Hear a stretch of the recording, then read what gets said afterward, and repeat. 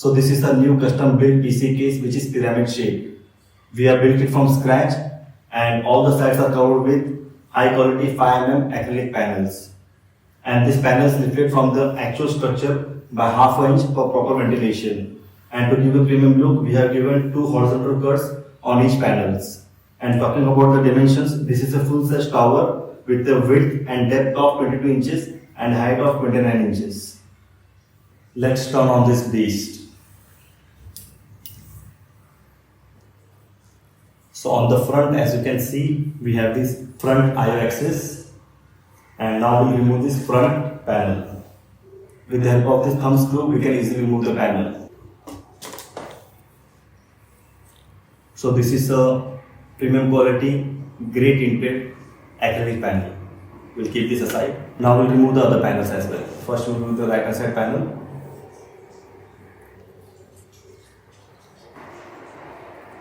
This is the right hand side panel. We keep this aside. Now we'll remove the third panel, which is the left hand side.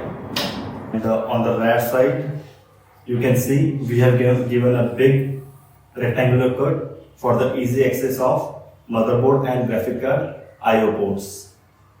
We'll remove this panel as well.